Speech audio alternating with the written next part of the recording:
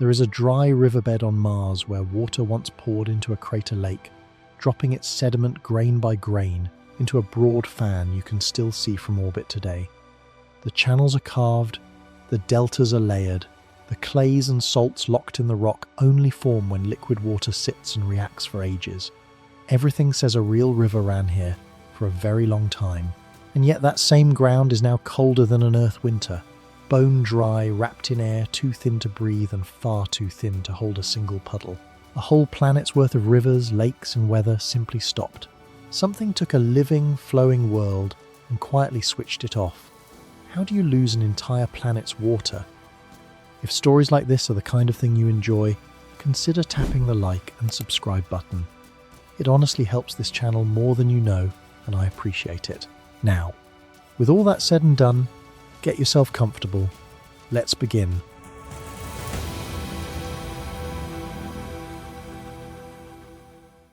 Stand at the western rim of a crater called Jezero, a bowl punched into the Martian ground about 45 kilometers wide, and look at the cliff rising in front of you. At first, it does not look like much. Reddish rock, dust, the usual rust-coloured monotony, but the shape of it is wrong for a desert. The stone is stacked in long, flat, repeating layers, one laid down flat over the top of the one before it, and at one end, those layers bend and fan outward into a sloping apron of sediment that spills down toward the crater floor. You have seen this exact shape 10,000 times on Earth without ever thinking about it. It sits at the mouth of every river that empties into a lake or a sea. It is a delta, and there is one sitting on Mars right now, fossilized in rock, sharp-edged and unmistakable, large enough to photograph from space. This is the single most important object in the entire story, so it is worth being precise about what it is and what it is not. A delta is not a shape that water can fake. It is built layer by layer. A river carries sand and silt and clay, and when that moving water reaches the still water of a lake, it slows down and drops its load. Heavier grains settle first, near the mouth. Lighter, finer particles drift out farther before sinking. Do this for a season, and you get a thin layer. Do it for 1,000 seasons, and you get a stack of layers tilted gently toward the basin, sorted by size, fanning outward in exactly the geometry we see hardened into the rock at Jezero. This is not a flash flood that came and went in an afternoon. A flash flood does not sort its sediment so patiently. A structure like this requires a river that flowed and a lake that stood to receive it, again and again, over a very long time. That is the first hard fact, and it is not a guess or an artist's impression. It is confirmed geology, read directly off the landforms. Orbiters mapped this fan years before any machine touched it, and the interpretation was bold. A standing crater lake, fed by an inflow channel cutting through the rim, draining out through a second channel on the far side. An inflow and an outflow. Water did not just pool here and evaporate. It moved through, like water moving through any healthy lake on Earth, entering on one side and leaving on the other. To do that, the lake had to be filled and refilled. It had to be stable, and a stable lake of liquid water on the surface of Mars is, by the standards of the planet we see today, an impossibility. Modern Mars cannot hold a puddle for a single afternoon, yet the rock insists that this basin held a lake for a span of time long enough to build a delta you can resolve from hundreds of kilometers up. For decades, that interpretation rested on images taken from orbit, and images can mislead. A fan-shaped pile of debris seen from above could, in principle, be something else. So we sent a machine to stand at the bottom of the cliff and check. The Perseverance rover landed inside Jezero in February of 2021, drove to the base of that fan, and looked at it the way a geologist on Earth would look at a road cut. What it found settled the argument. The layers were there, fine-grained and even, the signature of sediment dropped gently out of calm water. Embedded within them, in places, were rounded cobbles and pebbles rounded, not jagged. A rock does not round itself. It gets rounded by being tumbled along a riverbed, knocked against its neighbours, its edges worn smooth over kilometres of transport by moving water. Some of those stones were too large to have been carried by a trickle. They spoke of a river with real force behind it, a current strong enough at times to roll boulders, depositing them where the channel met the lake. Up close, the rover also saw something deltas on Earth show constantly: inclined beds, layers tilted at an angle and cutting across one another, the recorded fingerprint of a river mouth that shifted its position over time, swinging back and forth across its own fan as rivers always do. You cannot manufacture that pattern with wind. You cannot manufacture it with a one-time catastrophe. It is the slow handwriting of flowing water, and Perseverance read it line by line, standing on the ground, confirming from the surface what the orbiters had argued from above. The delta is real. The lake was real. The river was real. And Jezero is not alone. Roughly halfway around the planet sits a far larger basin, a crater called Gale, about 150 kilometers across, with a mountain of layered rock rising from its center. Since 2012, the Curiosity rover has been climbing that mountain, and every meter it ascends, it reads further up through Martian history, because the layers stack in time order, oldest at the bottom, youngest on top. One of the rover's scientists described drilling into those layers as paging through a history book, where just a few centimeters down tells you about conditions from billions of years ago. What that book records near its base is a lake. The lowest layers of Gale are mudstone fine, soft, smooth-grained rock made of mud. Mud, geologically speaking, is a precise statement. It forms when the tiniest particles, clays and silts, settle out of water so still that nothing disturbs them. Coarse sand drops in a current. Mud only accumulates where water sits quiet and undisturbed for long stretches, on the bottom of a calm lake or a sluggish pond. Curiosity found those mudstones layered, in places dozens of meters thick, recording not a single brief flood, but an environment where calm water returned to the same basin over and over across an immense period. The chemistry locked inside told the same story. Minerals that form only through long contact between rock and liquid water. The kind of slow chemistry that takes time, not minutes.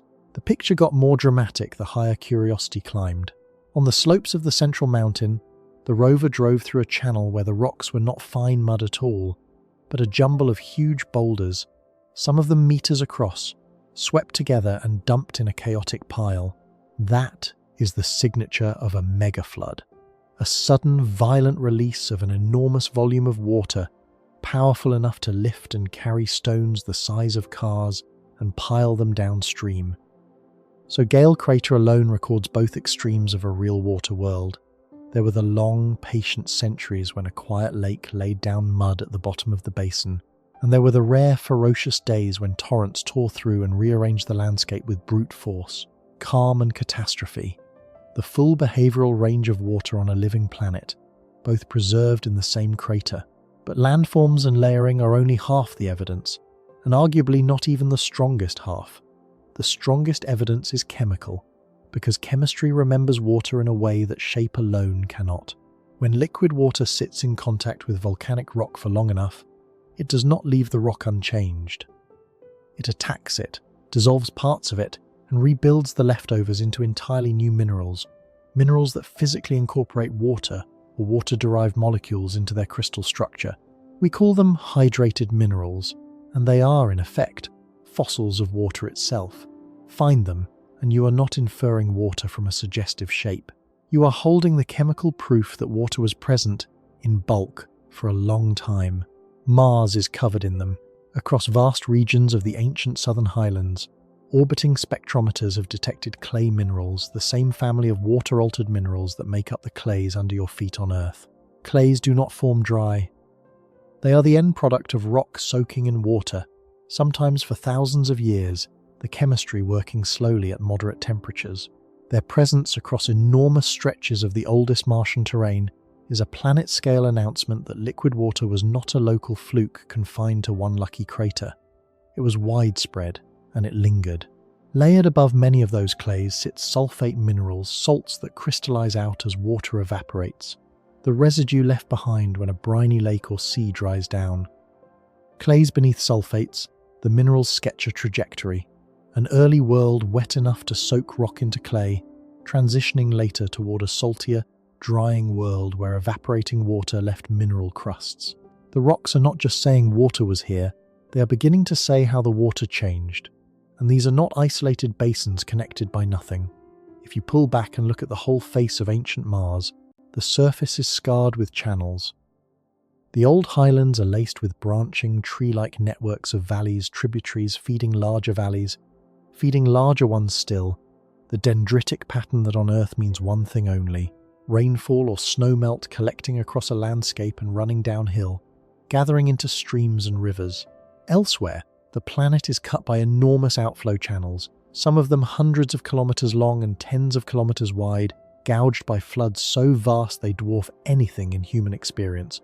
Releases of water on a scale that would swallow whole countries. A single crater lake could be a strange exception. A planet wrapped in valley networks, outflow channels, deltas, lake beds, clays and sulfates is not an exception.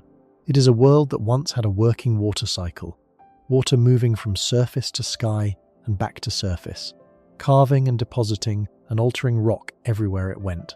And once you accept a working water cycle, a far larger and far more contentious question rises almost on its own. If rivers ran across the highlands and lakes filled the craters, where did all that water ultimately drain to? On Earth, rivers run downhill to the sea. Mars has a built-in downhill, and it is dramatic. The planet is split into two halves that barely look like they belong to the same world, a split called the crustal dichotomy. The southern hemisphere is high, old, and cratered, standing kilometers above the dividing line. The northern hemisphere is low, smooth, and young, a vast sunken plain wrapping most of the top of the globe. It is the single largest topographic feature on Mars, a basin big enough to hold an ocean, and that is exactly what some scientists have proposed it once did. The idea has a name, a northern ocean, sometimes called Oceanus Borealis, and the case for it is built on more than a conveniently placed hole. Many of the great outflow channels, the ones carved by catastrophic floods, run downhill and empty directly into the northern lowlands, pointing toward that basin like rivers pointing at a sea. Orbiters have traced what look like ancient shorelines, long, level contours ringing the lowlands at roughly consistent elevations, the kind of bathtub ring a standing body of water leaves behind. In places, there are deposits that some researchers read as the debris of tsunamis, enormous waves thrown up when asteroids struck a frozen or liquid sea and sent water surging across the surrounding land. But this is a hypothesis under genuine fire, and it would be dishonest to present it as settled. The biggest problem is the shorelines themselves. When their elevations were measured carefully, they did not stay level the way the edge of a real ocean must. They rose and fell by kilometers around the planet. A coastline cannot tilt. Water finds one level. For a while, that looked fatal. The leading rescue is subtle and fascinating, the proposal that the shorelines were level when they formed, and that the planet itself deformed afterward. The colossal weight of the Tharsis volcanic province warping the whole crust and even shifting the planet's spin axis, dragging the old coastlines up and down with it. If that reconstruction holds, the deformed shorelines are not evidence against an ocean, but evidence of how violently Mars reshaped itself afterward. If it does not hold, the ocean may dissolve back into a string of disconnected lakes and ice. As of now, the Northern Ocean is a powerful, partly supported idea, not a confirmed fact, a candidate sea, hanging on contested lines in the dirt. Even the proposed shorelines come in more than one level, and that detail, if real, tells a story of its own. There appear to be at least two, an older, higher contour and a younger, lower one inside it. That is the outline of a sea that did not vanish all at once but retreated. An older high water mark left stranded as the ocean shrank to a smaller, lower one, the way a drying lake leaves concentric rings as it pulls back from its shores.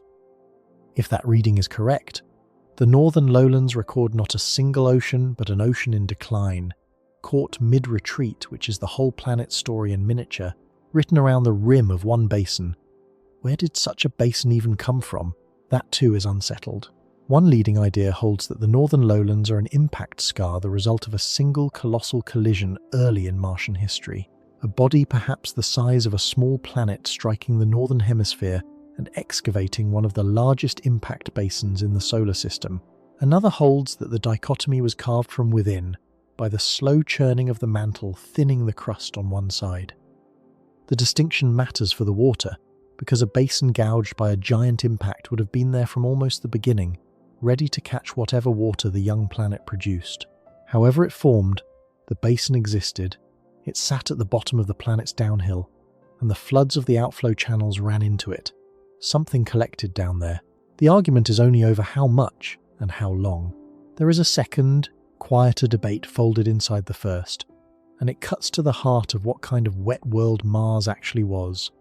Look again at those branching valley networks. The way they form tells you about the climate that made them, and the two leading explanations imply very different planets. If the valleys were carved by rainfall, by water falling from the sky across the whole landscape and collecting into streams, then early Mars had an active weather system, clouds and precipitation, a genuine cycle lifting water into the air and dropping it back down. That is the warm, almost familiar picture. But many Martian valleys have a different look. Short, stubby tributaries, blunt heads, the signature not of rain collecting over a broad surface, but of groundwater seeping out of the ground and undermining the rock from below, a process called sapping. A planet whose valleys were cut mainly by sapping is a colder, drier place than one washed by rain. A world where water moved mostly underground and broke the surface only here and there, rather than falling freely from the sky. Which process dominated is still argued, valley by valley, and the answer changes the whole emotional register of ancient Mars, a rained-on world or a world that mostly leaked. The rocks have proven the water ran. They have not agreed on whether it ever rained, and the stakes reach beyond geography, which is why the ocean question refuses to go away. A scattering of lakes is one thing to account for. A hemisphere-spanning sea is another entirely, by some estimates, a global layer that, spread evenly over the whole planet, would stand well over 100 meters deep, and possibly far more. Every litre of it has to go somewhere. The larger the original sea, the larger the debt the rest of this story has to pay. If the northern lowlands are where Mars may have collected its water, there is one place that lets us look straight down into the planet's plumbing, a gash so enormous it makes every other feature we have discussed look like a scratch. Stretched along the Martian equator runs Valles Marineris, a canyon system so long it would stretch nearly all the way across the entire United States, roughly a fifth of the distance clear around the whole planet. In places it plunges 7 kilometers deep, 4 times deeper than the Grand Canyon, and wide enough that standing on one rim you would not be able to see the other. The Grand Canyon, set down inside it, would register as a minor side gully. It is the largest canyon in the solar system, and for our purposes its value is not its size but what its walls expose. Cut something that deep into a planet and you slice through billions of years of its crust, laying the layers open like a knife through a cake. The walls of Valles Marineris are a vertical cross-section through the Martian surface strata, stacked one atop another, kilometers of them, the planet's buried history standing exposed in daylight, where orbiters can read it directly instead of guessing from the surface down. And what those walls and floors reveal threads straight back into the water story.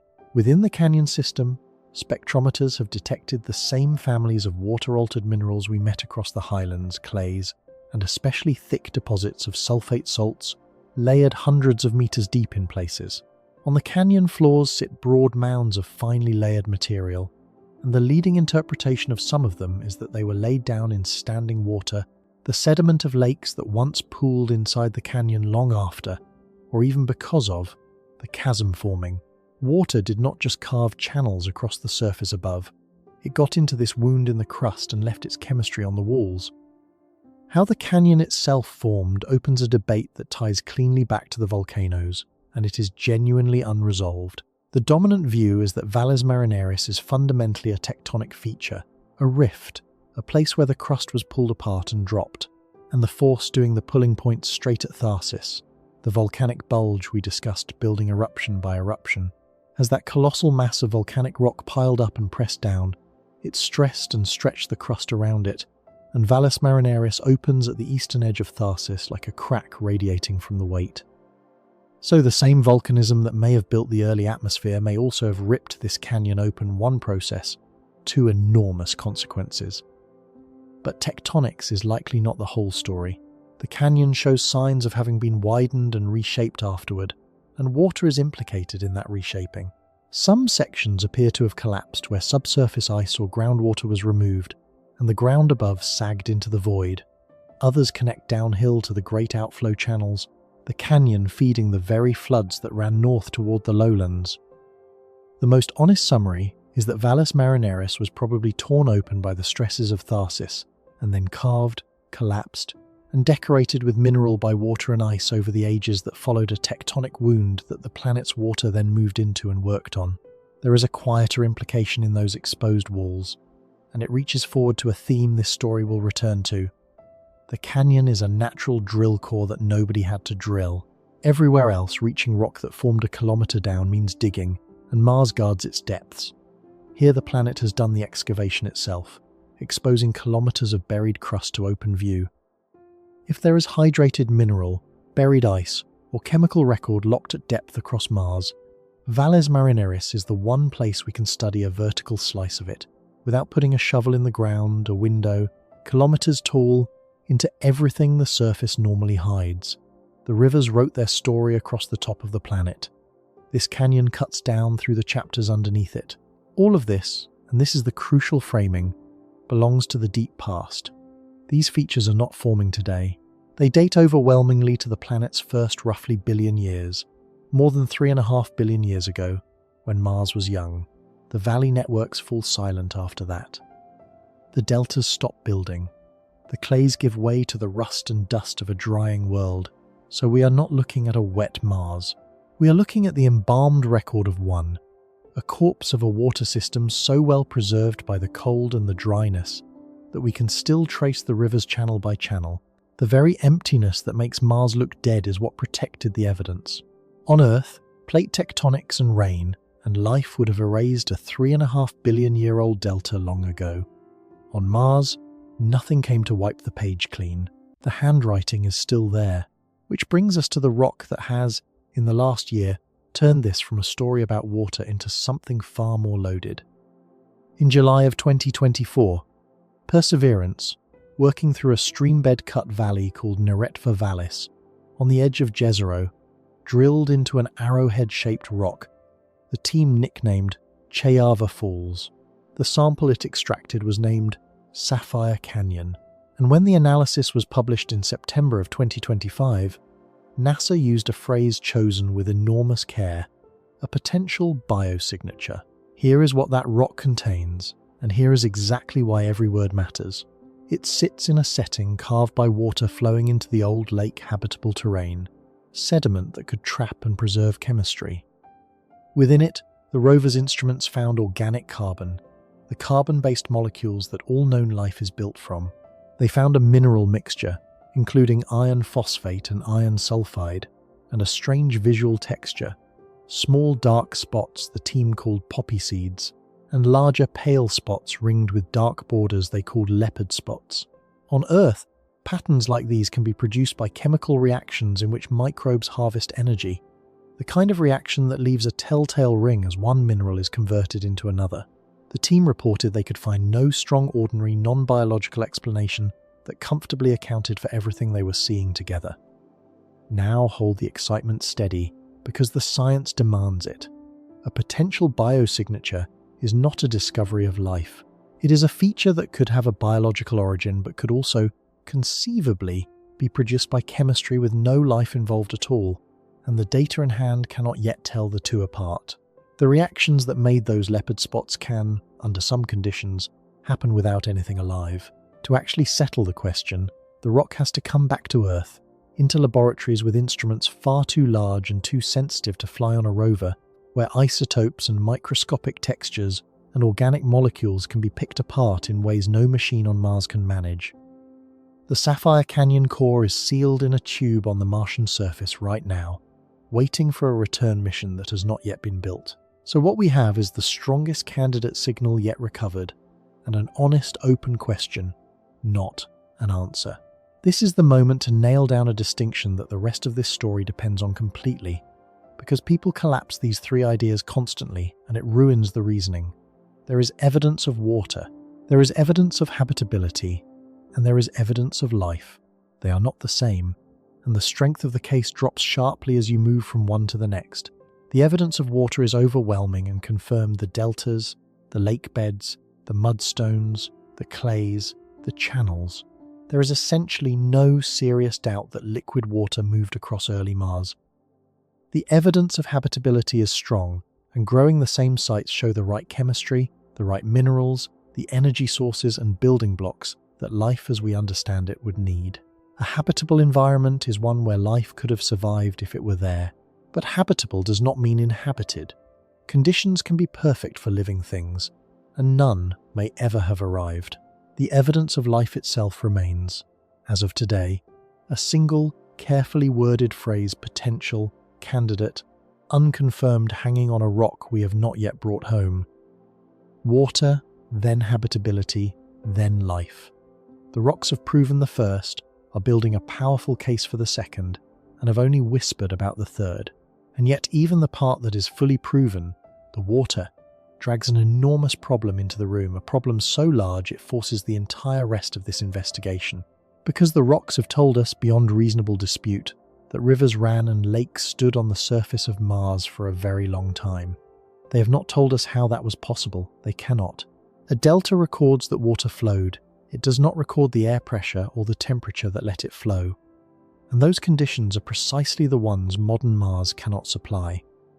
Today the Martian surface is so cold and the air so thin that liquid water cannot survive in the open for more than moments. It would freeze or boil away into vapor almost instantly. The atmosphere is a wisp, a fraction of a percent of the blanket of air pressing down on you as you hear this. Under conditions like that, you cannot have a river, you cannot have a lake, you certainly cannot keep one stable long enough to build a delta you can see from orbit. So the geology hands us a contradiction it has no power to resolve. The ground is covered in the unmistakable signatures of long-lived surface water. The present-day environment makes long-lived surface water flatly impossible. Both statements are true, both are confirmed, which means something has to give, and the only thing that can give is the air. For the rivers in the rock to have run at all, early Mars must have been wrapped in a sky utterly unlike the threadbare one it wears now. Thicker, heavier, warmer, capable of holding liquid water against the cold and the vacuum. A sky that has since vanished almost entirely. The delta proves that sky existed. It cannot show us a single shred of it. To find out what kind of atmosphere once held all that water in place, how thick it was, what it was made of, and how on a young, dimmer sun it ever stayed warm enough, we have to stop reading the riverbeds and start reconstructing the missing air itself. The rivers in the rock leave us holding a debt that the rock itself can never pay. Every delta, every mudstone, every clay-lined channel we just walked through is a receipt for liquid water on the surface of Mars. And that receipt is genuine, signed and notarized by chemistry and by physics. But a receipt for water is also, secretly, a receipt for something you cannot see in the photographs at all, a sky. Liquid water does not survive on a planetary surface by good fortune. It survives because an atmosphere is pressing down on it and wrapping warmth around it. The water proves the sky was there. The water cannot show you one atom of it. So the task now is strange and almost forensic.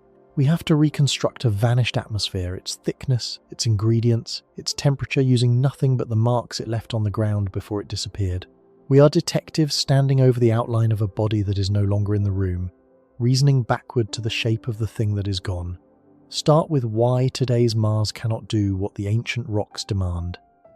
The reason splits cleanly into two separate problems, and it helps enormously to keep them apart, because they are often blurred together into a vague sense that Mars is simply too harsh.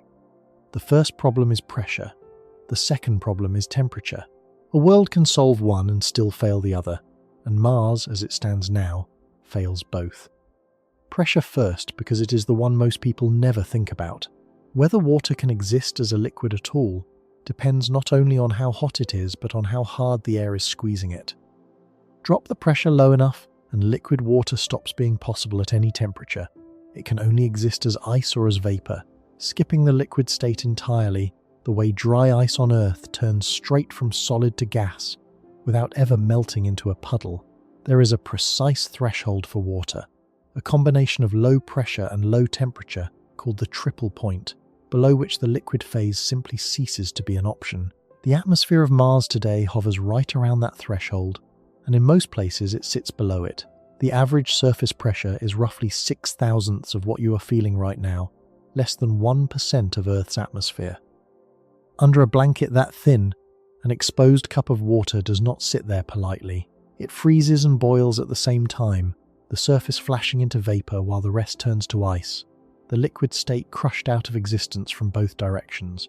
That is why nothing can flow on Mars now.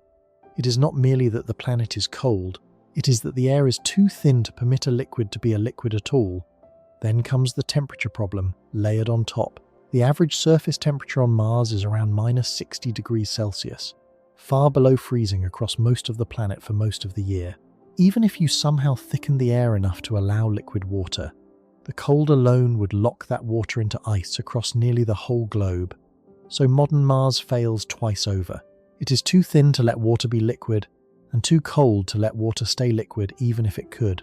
To run the rivers we found in the rock, ancient Mars had to defeat both problems at once. It needed an atmosphere thick enough to push the surface pressure well above the triple point to give water permission to be liquid in the first place. And it needed that same atmosphere to trap enough heat to lift temperatures above freezing, at least at times, across at least part of the surface. Thickness and warmth, pressure and temperature, both required, neither one optional. So how thick is thick enough? And what was the air made of? The composition question turns out to be the easier of the two, because Mars hands us a strong clue in what little atmosphere it has kept. The thin air clinging to the planet today is about 95% carbon dioxide. That is not a coincidence or a leftover scrap. It points to carbon dioxide having been the dominant gas all along, the main structural component of the ancient sky as well as the modern one. And carbon dioxide is exactly the gas you would want if you were trying to warm a planet. Because it is a greenhouse gas, it lets sunlight pass through to heat the ground, then absorbs the heat the ground radiates back upward, and re-emits much of it down again, trapping warmth near the surface. Earth's livable temperature depends on the same effect. So the leading reconstruction has always been intuitive. Take the thin carbon dioxide air of today and imagine vastly more of it. Picture an early Mars wrapped in a dense carbon dioxide atmosphere, perhaps approaching or exceeding the total weight of Earth's entire atmosphere, pressing the surface pressure up past the triple point and throwing a greenhouse blanket over the cold.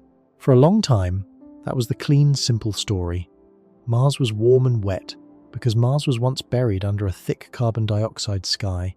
But a sky like that has to come from somewhere, and this is the piece the simple story tends to skip. An atmosphere is not a permanent fixture. A planet is handed at birth and keeps forever. It has to be built, and then it has to be maintained, fed from below faster than it is lost from above. So before we ask how Mars lost its thick atmosphere, we should ask the prior question: what put it there in the first place? The answer, overwhelmingly, is volcanoes.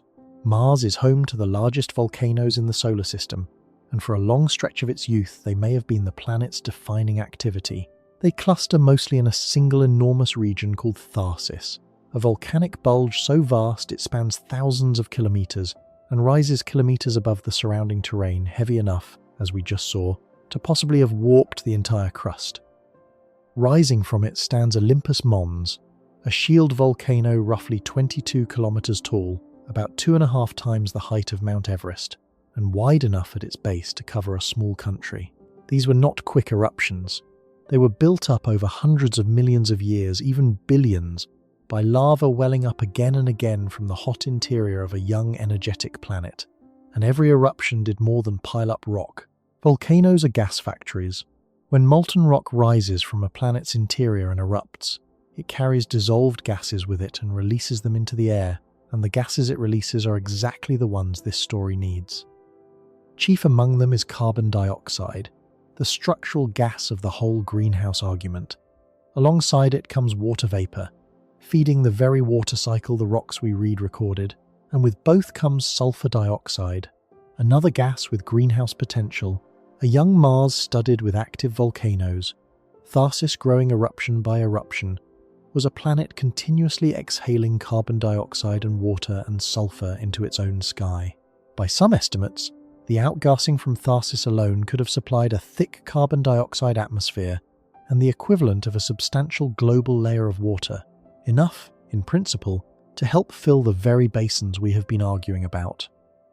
The thick early atmosphere was, in large part, volcanic breath, and the volcanoes did not only exhale carbon dioxide, they exhaled water, which lets us ask a question we have so far only gestured at: not whether Mars was wet, but how wet.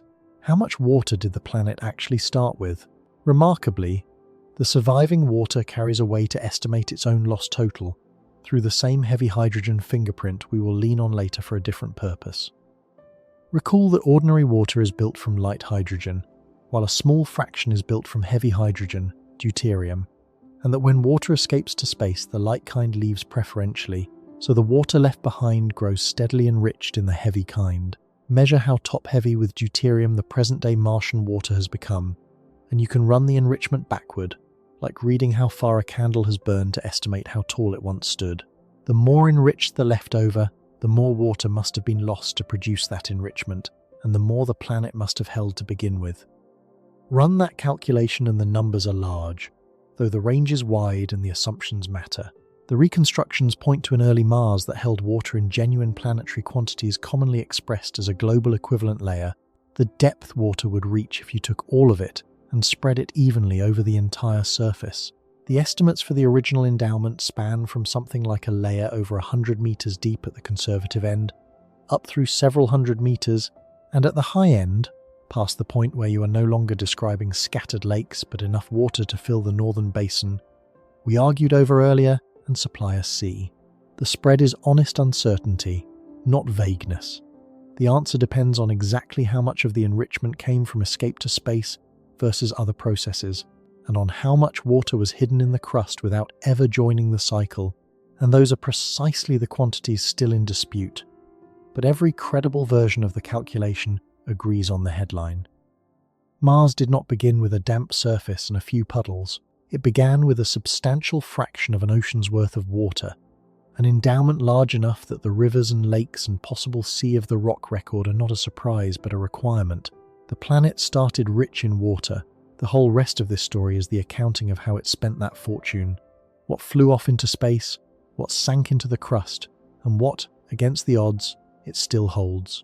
The timing lines up in a way that is hard to ignore. The bulk of Tharsis appears to have been built early, during the same ancient era, when the valley networks were being carved and the lakes were standing, the planet's atmosphere building and its water carving running at the same time in the same youth. That overlap is the strongest circumstantial link we have between the volcanoes and the water. The period when Mars was most volcanically alive was also the period when its surface was wettest. Correlation is not proof, and the climate need not have been steady through all of it, but a planet exhaling carbon dioxide and water vapor from titanic volcanoes during precisely the window when rivers ran is a coherent picture rather than a coincidence. That sulfur deserves a second look because it ties back to a thread we left dangling. Recall that the water-altered minerals stack in a telling order: clays below, sulfate salts above. Those sulfate minerals are, in effect, the chemical residue of sulfur that came out of the volcanoes, washed through water and dried into salt. So, the same volcanic activity that may have helped warm the planet also signed its name in the mineral record, and the transition from clay-rich rock to sulfate-rich rock plausibly tracks a shift in the planet's chemistry over time, from an earlier, wetter, less acidic world toward a later one shaped by volcanic sulfur and evaporation. Some climate models lean on that volcanic sulfur dioxide as a candidate supplementary greenhouse gas, one more possible ingredient in the unsolved warming problem we are about to confront. As always, it is a candidate, not a confirmed answer. Sulfur dioxide is a fickle warmer that can also form cooling hazes, but it is a real piece on the board. How much atmosphere the volcanoes actually produced is genuinely uncertain. It depends on how much gas was dissolved in the Martian magma, how efficiently it was released, and how long the eruptions lasted, and every one of those numbers carries wide error bars. The estimates span a broad range, and the high end and the low end imply meaningfully different early planets. What is not in doubt is the direction. The volcanoes added atmosphere. They added it mostly early, and when they fell quiet, that addition ended. Here is the part that turns this from background into the engine of the entire decline, and it is worth stating slowly because it reframes everything that follows. An atmosphere fed by volcanoes lasts only as long as the volcanoes keep feeding it. The thick early sky was not a fixed quantity sitting safely on the planet.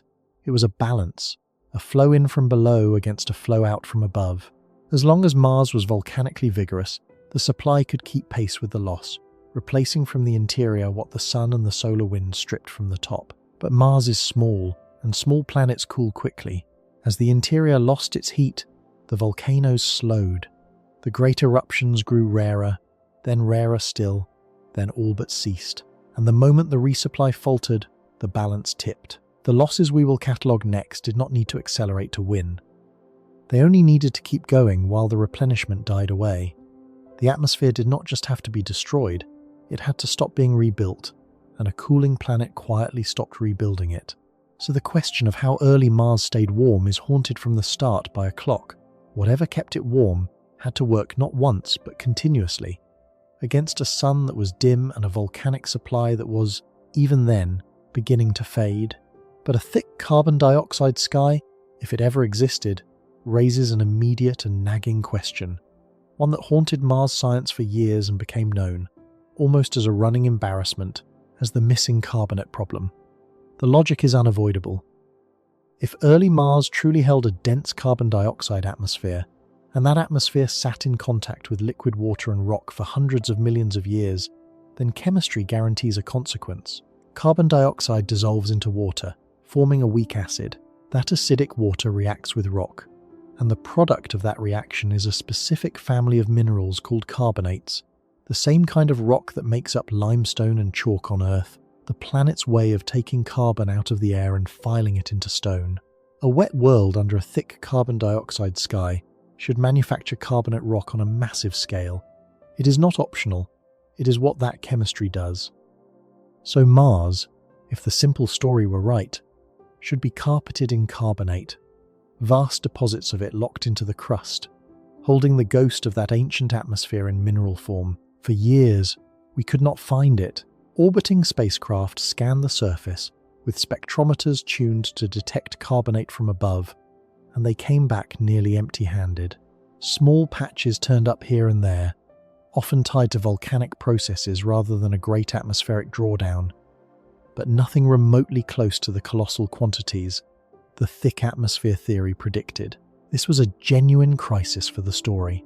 Either Mars never had the thick carbon dioxide atmosphere the rivers seemed to require, which would leave the water unexplained, or the carbonate was there and we simply could not see it. The contradiction sat unresolved, an awkward gap right at the centre of the case for an ancient warm Mars. Then, in April of 2025, the gap began to close, and it closed from underground.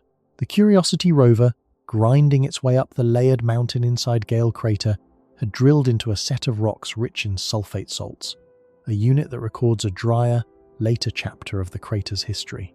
When the rover's onboard chemistry lab analysed the powdered samples, it found something orbiters had completely missed: abundant siderite, an iron carbonate mineral. Here, finally, was carbonate in bulk, and the reason it had stayed hidden became clear. Mixed in with the sulfates and the iron oxides, this particular carbonate was effectively invisible to the instruments scanning from orbit, masked by the surrounding minerals, detectable only by a machine grinding into the rock from a few centimeters away. The missing carbonate was not missing, it was buried, and it was disguised. We had been looking from too far away. The significance of that siderite is hard to overstate, and the researchers behind the finding were careful about what it did and did not prove. It is the first solid mineral evidence that a thick, carbon dioxide-rich atmosphere once existed on Mars and was drawn down into the crust, exactly the chemical fingerprint the thick atmosphere theory had been demanding for years and failing to produce. The team estimated that the kind of carbonate-bearing layers they sampled, if similar deposits were laid down across the planet, could have sequestered the equivalent of somewhere between a few tens of millibars of atmospheric carbon dioxide locked away into stone. That single outcrop does not by itself, account for an entire lost atmosphere. It is one site, one slice of the record, but it is a real, measured anchor point. The first time we have been able to put a mineral number on where some of the old sky actually went. The atmosphere was not entirely lost to the void above. A portion of it was quietly converted into rock and filed into the ground beneath the rover's wheels. There was a further, subtler detail in that discovery, and it reshapes the picture from a one-way street into something more like a planet that was genuinely alive in its geology. Alongside the siderite, the rover found iron oxide minerals, the chemistry indicating that some of the carbon dioxide which had been locked into carbonate was later released back into the atmosphere. That is the signature of a cycle. On Earth, carbon moves in a great loop, out of the air into rock and water, then back out of rock into the air, through volcanoes and weathering and a dozen other pathways, a planetary thermostat that has helped keep our world livable for billions of years. The Curiosity finding suggests early Mars ran a version of that loop too, though a weaker, only partially closed one carbon going into the crust faster than it came back out, the loop leaking, the thermostat sticking. A partially closed carbon cycle is a profound thing to find on another world. It means Mars was not just a dead rock that happened to be wet, it was a working chemical system, breathing carbon in and out, for a while. So, we now have the strongest case yet that the ancient atmosphere was thick and built of carbon dioxide. We have solved, at least partway, the embarrassing mystery of where some of it went. But we have not solved the hardest problem of all, and it is time to face it directly. The problem is not the air. The problem is the sun. Run the clock back to the time the rivers were flowing, more than 3.5 billion years ago, and you are looking at a different sun than the one warming your sky today. Stars brighten slowly as they age, and our star was no exception. In its youth, the sun was significantly fainter than it is now by the best estimates, only about 70 to 75% as luminous, which is to say roughly a quarter to a third dimmer. Picture a bulb in a room slowly being turned up over billions of years. Back when Mars ran its rivers, that bulb was turned well down, and Mars already sits far from the sun, much farther than Earth, receiving less than half the sunlight we do even now.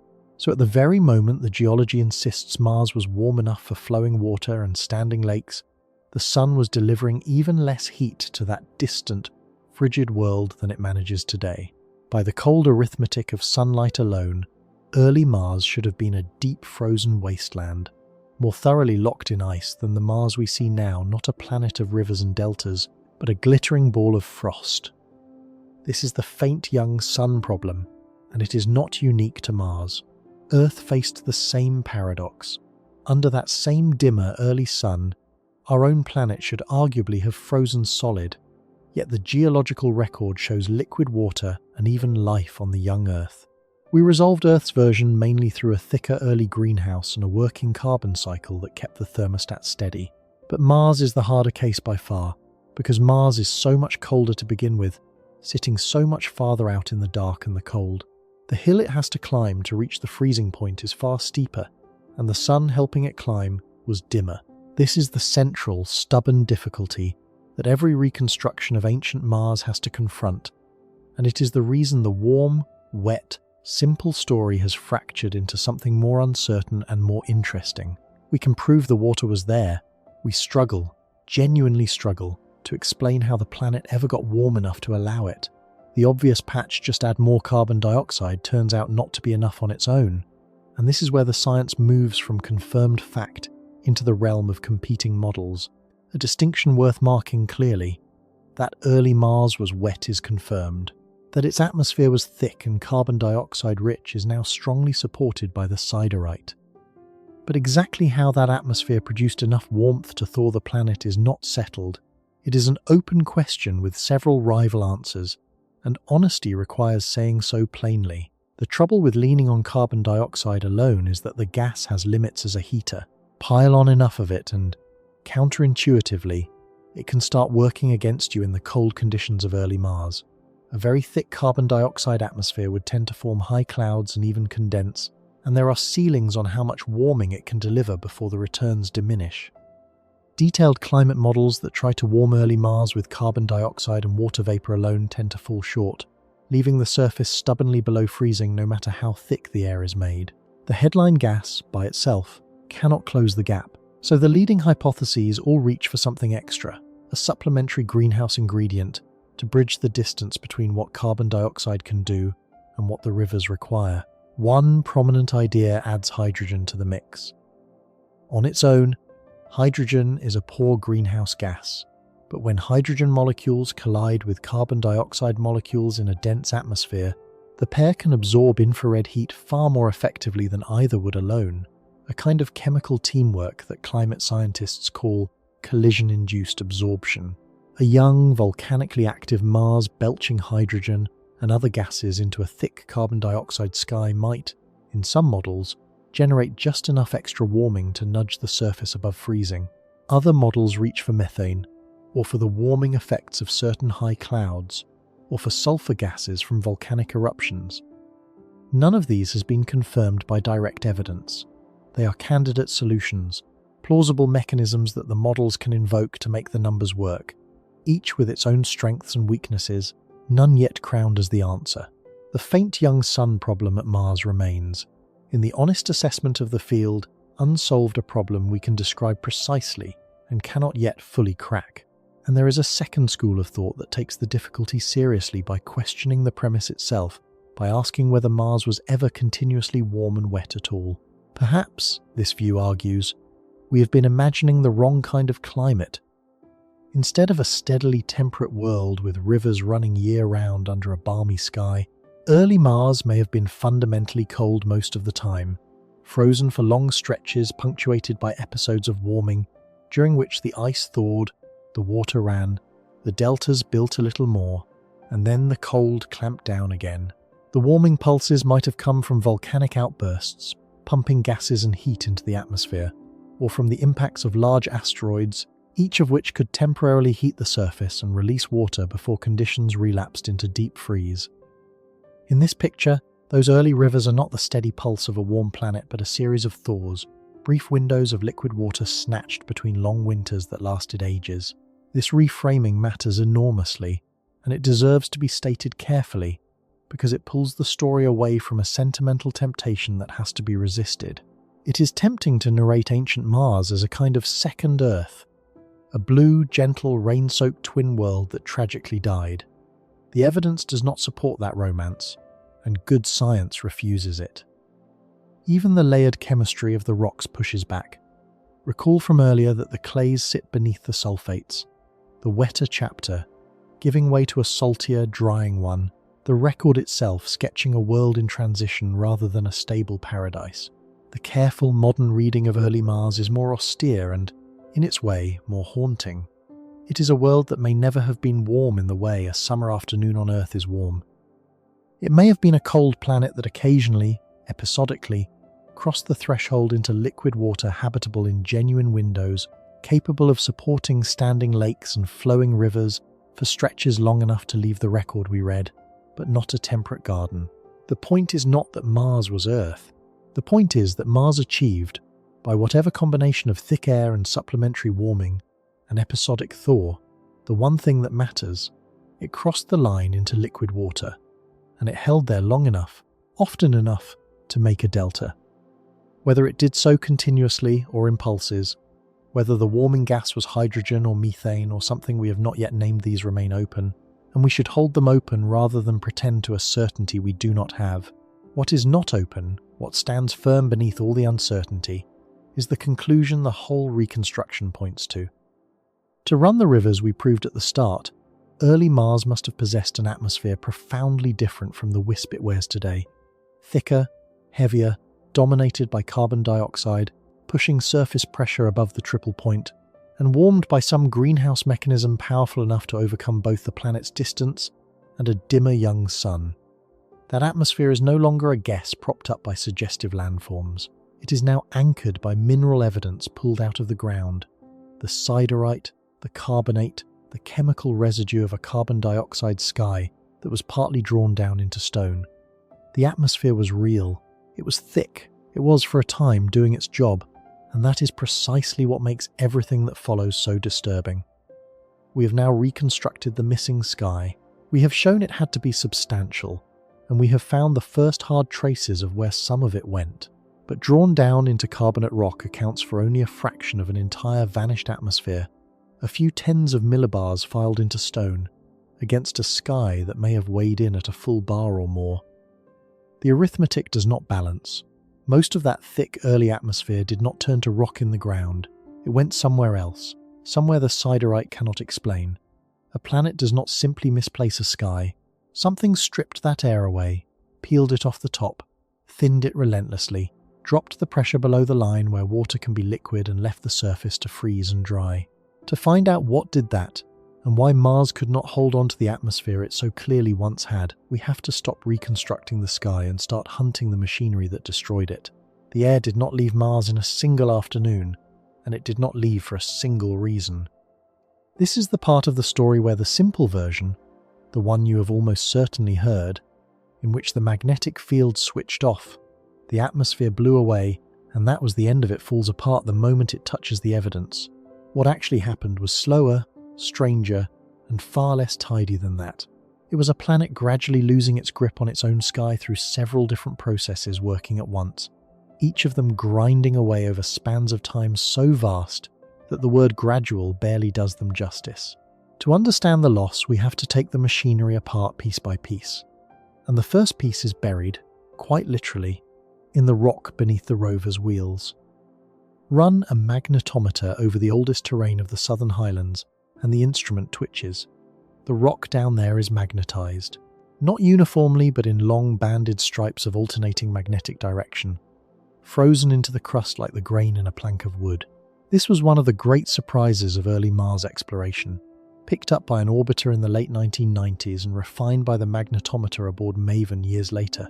Those stripes are a fossil, and they record something the modern planet does not possess. They record a global magnetic field, a planet-wide shield generated, as Earth still is, deep in the core.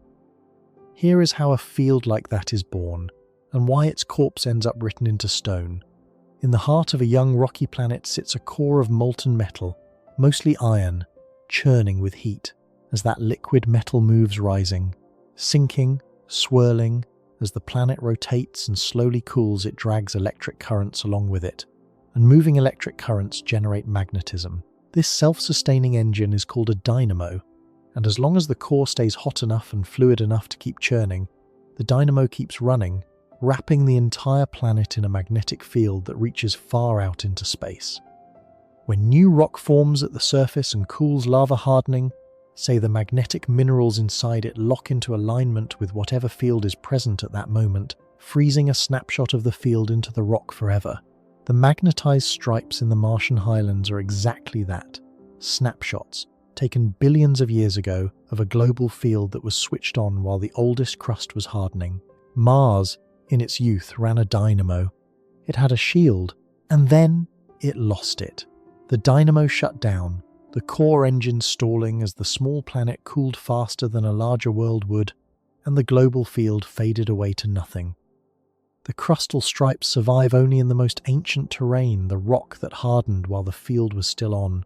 Younger surfaces, including the Great Impact Basins, show no such magnetization, which tells us the field was already gone by the time those features formed. That timing is the key, and it is also where honesty requires slowing down, because exactly when the dynamo died is genuinely debated. The traditional reading places the shutdown early, around 4 billion years ago or a little before, near the very start of the planet's wet chapter, but more recent work has pushed back on that tidy date. Some analyses argue the dynamo may have lingered later than the old consensus held, persisting in some form for a few 100 million years longer than thought. The shutdown was once treated as a settled milestone. It is now an open question, with the field's death date sliding around inside a window of several 100 million years, depending on whose analysis you read. Why does the timing matter so much? Because the most popular version of the whole Mars story hangs on a particular causal chain, and that chain only works if the links are in a specific order. The chain goes like this. A global magnetic field deflects the solar wind, the constant stream of charged particles the sun blasts outward in all directions. With the shield up, that wind is steered around the planet, and the atmosphere is protected beneath it. Take the shield down, and the solar wind slams directly into the top of the atmosphere, stripping it away particle by particle. So the appealing narrative writes itself. The dynamo died, the shield dropped, the wind moved in, the air was peeled off, and Mars dried out. Clean, dramatic, easy to remember. It is also, almost certainly, too clean, and the scientists who study this are the first to say so. The trouble is that a magnetic field is not a simple one-way force field that only ever protects. Earth's own field demonstrates the complication. At the poles, where the field lines dive down into the planet, the shield is not closed but funneled, and charged particles can pour in along those open field lines and, in some circumstances, accelerate gas out into space. A global field can defend an atmosphere from one direction, while opening an escape hatch in another. Some researchers have argued, pointedly, that a longer-lived Martian dynamo might not have saved the atmosphere at all. It might have helped strip it away faster, channeling escape through the magnetic poles. This is not a fringe objection. It is a live, unresolved tension at the center of the field. The blunt summary is that we are still not certain whether Mars's magnetic field was mostly a shield or partly a leak, and so we cannot honestly say that losing it was the single switch that doomed the planet. It was a factor. It was probably an important factor. It was not the whole machine. What we can measure with real precision is the machine still running today, because the stripping of the Martian atmosphere is not only an ancient event we infer from rocks, it is happening right now, this second, and we have a spacecraft parked at Mars built specifically to watch it. MAVEN, the Mars Atmosphere and Volatile Evolution Orbiter, arrived in 2014 with one central mission: to catch the planet in the act of losing its air and to clock the rate. And it did. MAVEN watched oxygen, carbon and hydrogen streaming away from the top of the atmosphere into space, and it measured how fast the solar wind tears that gas loose. The headline number it returned is small enough to sound harmless, and relentless enough to be devastating. The solar wind strips away atmospheric gas at a rate of roughly 100 grams every second, about 1/4 pound of Mars, vanishing into space every tick of the clock. 100 grams per second sounds trivial. It is the weight of a small handful of coins. But the power of this story is in the multiplication, in what a trivial rate does when you let it run across the full age of a planet. Keep losing 100 grams a second for 1 billion years, then another billion, then another, and the ledger swells into something enormous. And the solar wind is only one of MAVEN's accountants. Add in the other escape channels, and the loss of hydrogen and oxygen together climbs to something on the order of 2 to 3 kilograms of gas leaving the planet every second. The orbiter also caught the system flexing under stress. When a solar storm sweeps past a gust of intensified wind hurled out by the sun, the escape rate jumps sharply, the planet shedding its atmosphere in bursts whenever the star grows violent. It is worth pausing on the different doors the gas escapes through, because the loss is not one process but a family of them, and that multiplicity is the whole point. The most direct is ion escape. Sunlight and the solar wind knock electrons off atoms high in the atmosphere, turning neutral gas into electrically charged ions, and once a particle is charged, the magnetic field carried along by the solar wind can grab it and fling it away. MAVEN traced where these ions go. Most of them stream off down the long tail of the planet, dragged out behind Mars in the direction the wind is blowing, while a smaller fraction escapes up through a plume over the poles. A second door is photochemical escape. High in the atmosphere, sunlight breaks molecules apart, and the fragments can recoil with enough speed to simply leap off the planet entirely. A third door belongs to hydrogen, the lightest element of all, which drifts to the top of the atmosphere and trickles away into space almost continuously, so light that the planet can barely hold it down. Carbon dioxide leaves, oxygen leaves, hydrogen leaves, each by its own pathway, each adding its own line to the ledger of loss. Now extrapolate, carefully, the way the MAVEN team did. Measure today's escape, then correct for the fact that the past was harsher, and sum the loss across the planet's lifetime. The harshness correction is crucial, and it connects back to the young sun in a way that is genuinely different from anything we discussed before. Earlier, the problem with the young sun was that it was faint too dim to warm the planet. But a young star is not only fainter in visible light, it is also far more violent. The early sun spun faster, flared more often, and blew a thicker, fiercer wind, and it bathed the inner planets in much more of the high-energy ultraviolet radiation that drives atmospheric escape. So the same young sun that struggled to warm Mars was, at the same time, exceptionally good at tearing its atmosphere off. Escape rates billions of years ago were not the gentle 100 grams a second of today. They were dramatically higher, the loss running fast and hard while the sun was young and wild. Run that sum, and the integrated total over 4 billion years is staggering. By MAVEN's accounting, escape to space could have carried off the equivalent of as much as 0.8 of a bar of carbon dioxide close to a full Earth atmosphere's worth of pressure, peeled off the top of the planet and scattered into the void, and the water loss, reckoned the same way, would amount to a global layer tens of meters deep, an ocean's worth of water spread over the whole planet and then evaporated up and out into space, molecule by molecule, across the eons. Crucially, the researchers stress that these figures are likely lower limits. The true loss was probably greater, because the extrapolation back into the planet's most violent youth is conservative. Whatever the exact number, the conclusion is secure. Enough atmosphere left Mars through the top, into space, to transform the climate completely. There is one more piece of evidence for this escape that does not depend on watching the gas leave at all, and it is elegant enough to be worth its own moment. The planet keeps a record of how much water it has lost, written in the water that remains. Water comes in two weights. Most of it is ordinary, built from light hydrogen, but a small fraction is built from a heavier version of hydrogen called deuterium, which carries an extra particle in its nucleus and is therefore harder to lift and fling into space. When water vapor escapes from the top of the atmosphere, the lighter ordinary hydrogen escapes preferentially, while the heavier deuterium tends to get left behind. So as a planet loses water to space over time, the water it retains grows steadily enriched. In the heavy kind, the leftover becomes top-heavy with deuterium, like a barrel of mixed marbles slowly losing its lightest ones. And when we measure the water on Mars today, we find exactly that signature. The Martian water is strongly enriched in deuterium relative to the water on Earth by a large factor. That enrichment is a fingerprint of escape. It is independent confirmation, written into the surviving water itself, that Mars once held far more water than it does now and lost a great deal of it off the top of the world. So the case for atmospheric escape is overwhelming and multi-channeled and measured in real time. But here the story takes a turn that the simple version always omits, and it is essential to get it right, because escape into space is not the only way to lose an atmosphere. Some of the air did not fly off into the void at all. It went down, not up locked into the ground. This is the thread we picked up a moment ago and must now weave into the larger fabric. Recall the siderite, the iron carbonate curiosity found buried in Gale crater. That mineral is carbon dioxide that was pulled out of the sky and filed into rock, not lost to space, but sequestered in the crust. The carbon cycle that should have returned it to the air ran only partially, the loop leaking, carbon going down faster than it came back up, because Mars lacks the vigorous churning of plate tectonics that keeps Earth's thermostat cycling.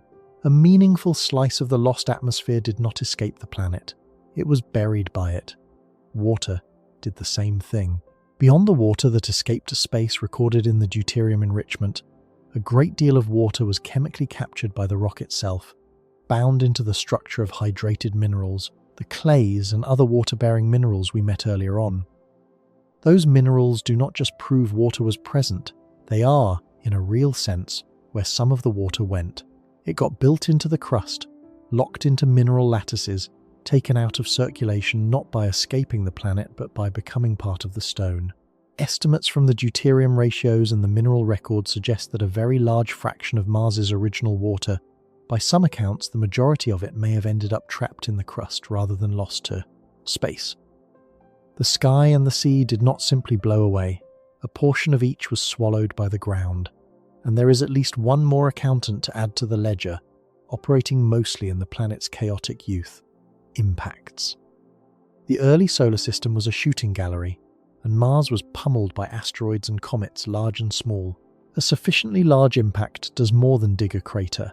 It can blast a chunk of the atmosphere directly off into space, the explosion punching a hole in the sky and venting gas to the void in an instant.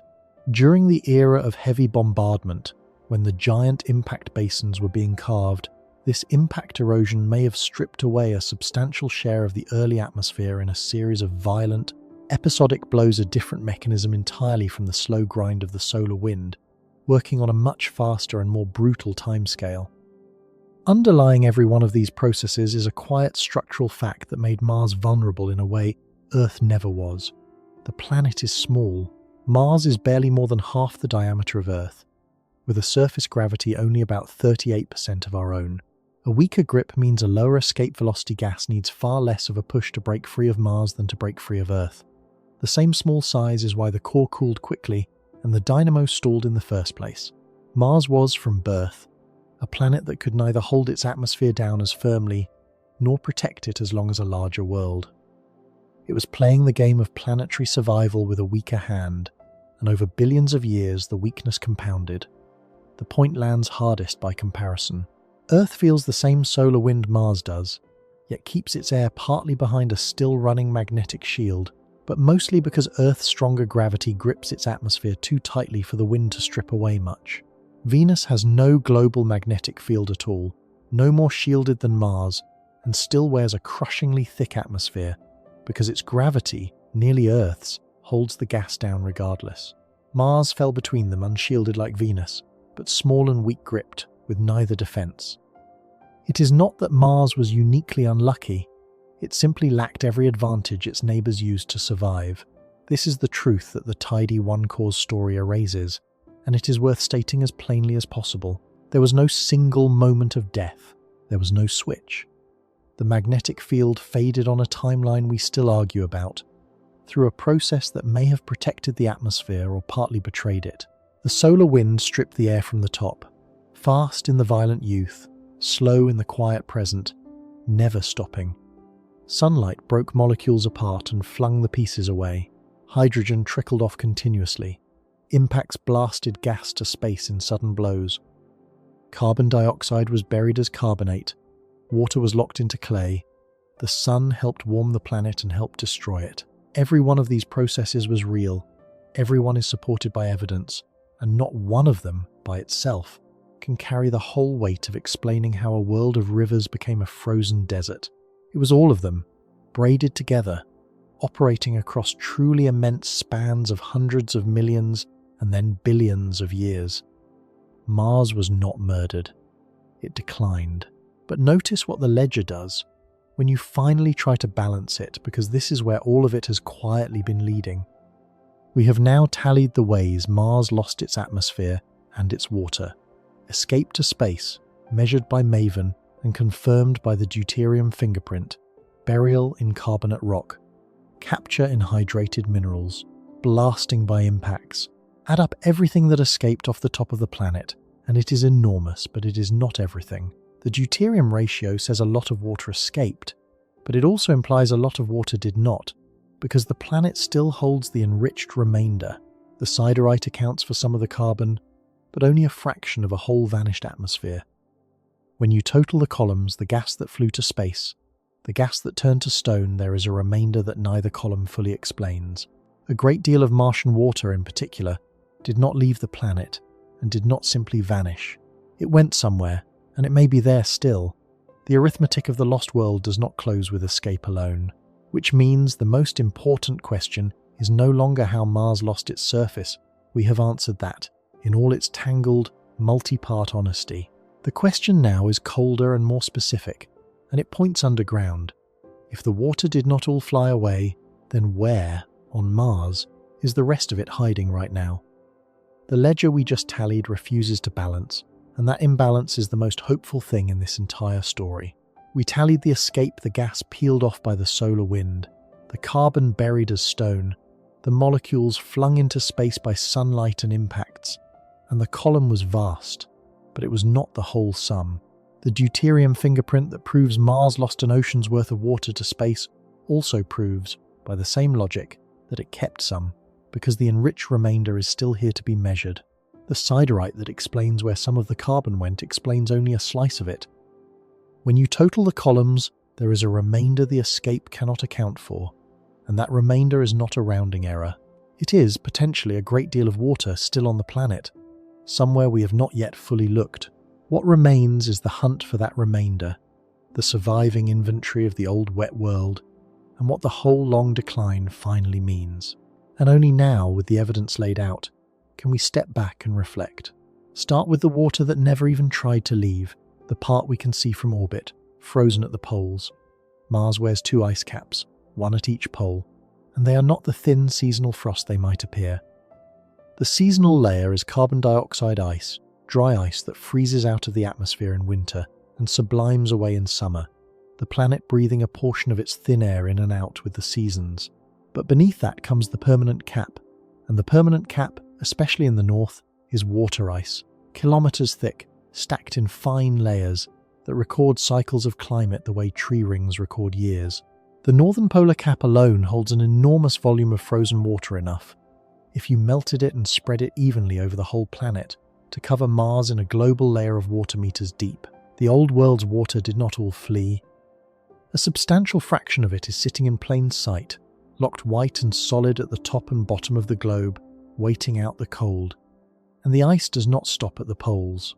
This is one of the quieter revelations of the last 2 decades of Mars exploration. There is buried ice far from the poles, hidden just beneath the dust across wide bands of the middle latitudes. Orbiters carrying ground-penetrating radar have traced sheets of nearly pure ice tucked under a thin blanket of soil. Some of them, the buried remains of ancient glaciers, preserved for millions of years by the insulating layer of debris on top. In places, meteorite impacts have punched through the covering and exposed bright, fresh ice at the bottom of new craters, a flash of white in the red that fades over months as it sublimes away. The implication is large. Mars is not a planet that holds a little ice at its poles and nothing else. It is a planet with a significant inventory of frozen water salted throughout its crust, much of it shallow, much of it accessible in principle, a frozen archive of the water that once ran on the surface. And that buried ice is not where it is by accident, which leads to one of the most surprising facts about Mars. The planet is not climatically still, even now. We picture it as frozen in every sense, a dead world holding a single fixed pose. It is not. Mars has a slow pulse, driven by the way it leans. Every planet spins on a tilted axis, and that tilt, its obliquity, is what gives a world its seasons. Earth's tilt is gentle and, crucially, steady. It wobbles only slightly, kept on a tight leash by the gravitational anchor of our unusually large moon. Mars has no such anchor. Its 2 moons are tiny, captured scraps of rock with no power to stabilize anything. And so the tilt of Mars is not steady at all. It is chaotic, swinging over millions of years through a wide range from nearly upright to dramatically canted, by some reconstructions tilting more than 60 degrees, far past anything Earth experiences. Mars rolls slowly back and forth on its axis like a top that never quite settles. That wandering tilt rewrites the climate each time it swings, and it does so by moving the ice around. When the tilt is steep, the poles lean hard toward the sun and bake. The polar ice grows unstable, sublimes into the thin air, and migrates toward the cooler middle latitudes, where it settles out and builds glaciers far from the poles. When the tilt swings back toward upright, the poles cool, the ice returns to them, and the mid-latitudes are stripped bare again. The buried ice sheets we find tucked under the dust today are relics of this cycle, leftovers from recent high-tilt epochs, preserved under their insulating blankets through the swing back toward the present, lower tilt. Mars, in other words, has been quietly redistributing its remaining water between pole and equator over and over, for as long as it has had water to move. The polar caps themselves keep the record of this wandering. The permanent caps are not solid blocks of ice, but finely layered stacks, bright and dark bands, alternating down through their kilometers of depth, each band laid down under slightly different conditions of dust and ice. Check correctly, those layers are a climate archive, the Martian equivalent of the ice cores we drill on Earth to read past climates, recording the slow rhythm of the planet's changing tilt across millions of years. We have not fully decoded that archive, but its mere existence makes the point. Mars has been keeping a diary of its own oscillations, written in ice, and the diary is thick. There is even a tantalizing wrinkle. At the highest tilts, when the poles roast, it is not only water ice that sublimes, but also the frozen carbon dioxide locked at the South Pole, venting into the air. For a geologically brief window, the atmosphere may thicken, the pressure may rise, and conditions at the surface may edge closer to allowing liquid water than they ever do today. Mars may, in its steep tilt epochs, partially and temporarily undeaden itself, not enough to bring back rivers, almost certainly, but enough to remind us that the planet's present frozen thinness is a setting on a dial, not a final and fixed condition. The dial simply turns very, very slowly. The decline of the surface did not freeze the planet into a single state. It left behind a system that still breathes, with the planet's lean. Then there is the water that hid not as ice but as chemistry, the water locked into the rock itself, which we have been circling since part 1 and must now name as a destination rather than merely a clue. Recall the hydrated minerals, the clays and sulfates that prove ancient water by their very existence. Those minerals do not just record that water was present, they physically contain it. Water molecules and water-derived components built into their crystal structure, taken out of circulation and bound into stone. When the surface water reacted with rock over hundreds of millions of years, a great deal of it did not evaporate and escape. It was absorbed, chemically captured, filed into the crust as mineral. This is not a trivial side reservoir. By the accounting that ties the deuterium ratios to the mineral record, a very large fraction of Mars's original water by several estimates, the majority of what the planet started with may now reside in the crust, held in hydrated minerals, neither liquid nor accessible, but unmistakably still here. The water did not mostly fly away. The leading interpretation is that the water mostly went into the ground. And now we arrive at the most tantalizing and most genuinely contested part of the surviving inventory. The possibility that some of that water is down there, still as liquid, in the deep crust, right now. This is recent, it is exciting, and it demands the most careful handling of anything we have touched, because the temptation to overstate it is enormous, and the science does not support certainty. In 2024, a team analysing seismic data from NASA's InSight lander, a stationary probe that listened to Marsquakes rippling through the planet's interior from 2018 until its mission ended in 2022, published a striking interpretation. The way seismic waves travelled through the mid-crust, somewhere between roughly 11 and 20 kilometres down, was, they argued, best explained by fractured rock whose cracks and pores were saturated with liquid water.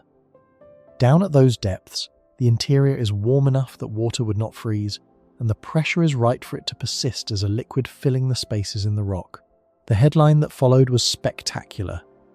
Enough water, if their reading held across the planet, to fill a global ocean, a layer of water over a kilometre deep, spread across the entire surface hidden in the cracks of the deep crust.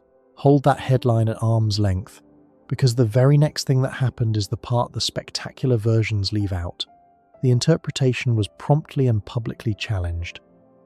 A veteran Mars scientist wrote a formal rebuttal, arguing that the same seismic data do not require a water-saturated crust at all, that the measurements are equally consistent with a range of possibilities, some of them bone dry, and that the statistics simply do not single out the watery answer as the right one. The original analysis was reasonable, the critic allowed, but its conclusion was one option among several, not a proven fact. Then, in 2025, a separate study, using a different slice of the seismic data, proposed liquid water at a shallower depth, between roughly 5 and 8 kilometres down, and tried to reconcile its estimate with the broader water budget. So the current state of play is genuinely unsettled. We have multiple seismic interpretations pointing toward deep liquid water at different depths, a serious scientific objection, arguing the data do not require any liquid water at all, and a single listening post, one lander, one location straining to characterize the interior of an entire planet. This is a candidate reservoir, not a confirmed ocean. It is a live debate captured mid-argument, and the honest summary is that we do not yet know whether there is a hidden sea in the Martian deep, only that it is plausible, contested, and being fought over right now with the best data we have. That debate is about deep, hidden water, but there is a separate question, closer to the surface and closer to home. Is any water doing anything on Mars today? Right now, at the surface we can actually watch. For a while, it looked like the answer might be a cautious yes. Orbiters spotted dark streaks on certain steep, sun-warmed slopes features called recurring slope lineae that appeared in the warm season, lengthened, and faded as the cold returned, season after season. The first interpretation was electric. These might be trickles of present-day brine, salty water flowing in the warmth and drying in the cold, liquid water moving on Mars in real time. The honest update is more sober. The leading view has shifted toward a drier explanation, that many of these streaks are flows of dry sand and dust, granular avalanches triggered by the season rather than by water, mimicking the look of flowing liquid without the liquid. The water interpretation is not dead, but it has been demoted. What keeps it alive at all is chemistry. The Martian soil is laced with salts called perchlorates, and salt does to water what it does on an icy road. It drops the freezing point sharply. A briny, perchlorate-rich film could, in principle, stay liquid for brief stretches under conditions where pure water could not, perhaps as thin, damp layers in the soil or fleeting trickles in the warmest moments. So the most we can responsibly say is that transient, salty dampness on modern Mars is possible, unconfirmed, and probably rare, a far cry from flowing rivers, but not quite nothing. There is a grim reason the surface is the wrong place to look for anything more, and it loops directly back to the protection Mars lost. With no global magnetic field and almost no atmosphere, nothing shields the Martian surface from the sun's ultraviolet radiation or from the high-energy cosmic rays that sleet in from deep space. On Earth, our magnetic field and thick air absorb that bombardment before it reaches the ground. On Mars, it strikes the surface directly, and over time it breaks down organic molecules and sterilizes the top layer of soil. The very shield failure that drained the atmosphere also left the surface bathed in radiation hostile to life and to the preservation of its traces. Push that thought one step further and it arrives somewhere genuinely provocative, though we must label it clearly as speculation. If there is liquid water deep in the crust, the contested reservoir we just discussed, then there is, at least, a place on Mars where the basic requirement for life as we know it still exists today, not 3.5 billion years ago. On Earth, life thrives kilometers underground, in exactly this kind of setting, microbes living in the water-filled pores of deep rock, sealed away from the surface, powered by chemistry rather than sunlight, an entire hidden biosphere that needs neither air nor light. Whether anything like that exists on Mars is completely unknown. There is no evidence for it, and it remains a hypothesis at the far edge of what the data can touch. But it reframes the search. If Mars ever hosted life in its wet youth, the most plausible place for any of it to have persisted is not the lethal, irradiated surface, but the deep, warm, wet crust, the same refuge where some of the planet's water retreated. The question of Martian life may not be only a question about the ancient past. It may be a question about what is, or is not, living in the dark beneath the rover's wheels right now. Pull these threads together and the surviving inventory comes into focus. The carbon that left the sky is partly accounted for in the carbonate rock, the siderite filed into the crust. The water that left the surface is partly accounted for in the polar caps, partly in the buried mid-latitude ice, largely in the hydrated minerals locked into the crust, and possibly debated, unconfirmed in liquid reservoirs deep underground. This is the resolution to the unbalanced ledger we were left holding. The phrase that has been hovering over this whole series, the idea that Mars lost everything, now has to be stated with precision, because it is both true and badly misleading at the same time. What Mars lost, decisively and confirmably, was its surface conditions, the thick air, the warmth, the pressure that let water run and pool in the open. What Mars did not lose was all of its water and all of its atmosphere. A great deal of both is still here, redistributed and trapped. Carbon in stone, water in ice and mineral, and perhaps in hidden liquid. Lost everything describes the death of a livable surface, not the disappearance of a planet's volatiles. The water did not leave so much as it went into hiding, which forces us, finally, back to the question that has shadowed this story. From that very first delta, the question of life, and to the discipline of keeping three ideas apart, that the human mind desperately wants to collapse into one. There is evidence of water, there is evidence of habitability, there is evidence of life. We have, across this whole journey, watched the strength of the case fall off sharply at each step. The water is proven beyond serious doubt. The deltas, the lake beds, the clays, the deuterium fingerprint, the buried ice, all of it converging. The habitability is strongly and increasingly supported the same sites that held water, also held the right chemistry, the organic carbon, the energy sources, the building blocks that life as we understand it would have needed. Mars, in its wet chapter, was a place where life could have lived. But could have lived is not did live, and that gap is where the story must stay honest. The strongest hint we have is the one we met earlier.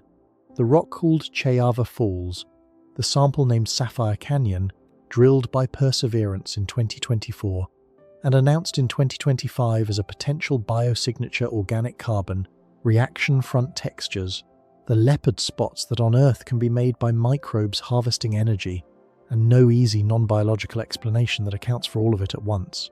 That is a remarkable thing to have found. It is also, by NASA's own deliberately chosen words, potential a feature that might have a biological origin but could conceivably be produced by chemistry alone, with the data in hand unable to decide between them. The sample sits sealed in its tube on the Martian surface, waiting for a return mission that has not been built, because only Earth's laboratories, with instruments far too large to fly, can run the tests that would settle it. So the life question, as of today, is exactly where the evidence leaves it. A single, carefully worded phrase, hanging on a rock we cannot yet bring home. Habitable, yes. Inhabited, unknown. A house clearly fit to live in. Standing empty or not, with the one witness who could tell us sealed in a canister millions of kilometers away. Now, with the inventory counted and the life question held honestly open, we can step back, because reflection has earned its place. What is the real shape of what happened to Mars? Strip away, the temptation toward drama and what remains is more unsettling than any single catastrophe could be. Mars was not destroyed. Nothing blew it apart. No collision shattered it. No explosion sterilized it. No sudden switch was thrown. It died the way most things actually die, not in one blow, but through the slow failure of many systems at once, each modest on its own, compounding across a span of time so long it strains comprehension. The core cooled because the planet was small. The dynamo stalled, on a timeline we still argue about. The atmosphere thinned, peeled from the top by a young and violent sun, blasted by impacts, buried into carbonate stone. The pressure dropped below the line where water can be liquid. The warmth failed. The water fled upward into space and downward into the crust. The rivers stopped, the lakes froze, the deltas hardened into the monuments we read today. No villain, no moment. Just a long, quiet, multi-part decline. Every step of it, ordinary physics, operating across more time than complex life has existed on Earth. And that is precisely what makes Mars matter beyond Mars. We tend to carry an unspoken assumption that habitability is a property a world simply has, that a planet sitting in the right place, with water and air and warmth, is the kind of thing that, once established, stays. Mars is the standing refutation of that assumption. It had the water, it had the thicker air, it had the warmth, at least in windows, and the chemistry, and the standing lakes, and the energy, and possibly even the spark of something living. It had the major ingredients we point to when we ask whether a world could host life, and it could not keep them. Not because of any single disaster, but because keeping them turned out to require holding a dozen delicate systems in balance. A hot churning core, a magnetic shield, a thick atmosphere, a working carbon cycle, a steady warmth across billions of years, and Mars, being small and far and unlucky in its size, could not hold the balance. Habitability, Mars tells us, is not a state a world arrives at and then possesses. It is a condition a world maintains, moment by geological moment, against processes constantly working to undo it. It can be lost. It was lost, and it was lost without anything dramatic happening at all. There is a particular vividness to this lesson, because of how well Mars preserved the evidence of its own undoing. The same death that drained the planet, the cold, the dryness, the stillness, is what kept the record so perfectly. On Earth, A 3.5 billion-year-old delta would have been ground to nothing long ago by rain and tectonics, and the relentless churn of a living world. On Mars, nothing came to erase it. The dead planet became an archive of its own living past. The rivers still traceable vein by vein, the lake beds still layered, the chemistry still locked in the clay, the leopard spots still waiting in the rock. Mars is a time capsule sealed by catastrophe, a world that recorded, in unusual detail, exactly what it is to begin with, the ingredients of life, and lose the ability to hold them. We do not have to imagine what a once habitable world looks like after its habitability fails. We can drive a rover across it and read the pages. It is worth saying clearly what this story is not, because the gaps are as important as the findings, and resisting the easy endings is part of telling it truthfully. This is not the tale of a vanished Martian civilization. There is no evidence whatsoever of complex life, let alone intelligence, and the most we can responsibly claim is a contested chemical hint of ancient microbes. It is not proof that Mars was once a second Earth. The careful reading gives us a colder, more episodic world, habitable in windows rather than a temperate twin, and even that picture is held together by climate models still struggling against the faint young sun. It is not a story in which the magnetic field switched off and the atmosphere instantly vanished. That version collapses the moment it meets the evidence, which shows many processes over immense time and a magnetic field whose role we still debate. And it is not a story that ends with an easy human fix. The fantasy of warming Mars back up and handing it an ocean ignores that most of the air is gone to space, or locked in stone, that the planet still has no global shield, and that whatever stripped the atmosphere the first time has not gone anywhere. The honest version is quieter and harder than any of those, and better for being honest. We do not yet know exactly how warm Mars got, or precisely when its shield failed, or whether liquid water still pools in its deep crust, or whether anything ever lived in its lakes. Those questions are open, and the sealed sample on the surface and the seismic argument in the journals are where the next answers will come from. So leave it here, on the rim of Jezero where we began, looking at that fan of layered rock that water built grain by grain under a sky that no longer exists. The river that made it ran for ages and then it stopped, and the world it ran through cooled and thinned and dried and locked its remaining water into ice and stone, and none of it required a single dramatic event, only time and a small planet's inability to hold the line. The delta is still there. The water is still there, mostly, hidden in the white of the caps and the chemistry of the clay and maybe the dark of the deep crust. What is gone is the surface that made it a living place. Mars stands now as the clearest warning we have that a world can possess everything it needs to come alive and still, through nothing but the patient accumulation of ordinary loss. Let all of it slip away, not destroyed, not erased, simply no longer able to keep what it once had. A planet of rivers became a planet of rust, and it did so quietly, and it left the receipts. The question it leaves us with is not whether Mars lost its world, it is how carefully any world manages to keep one.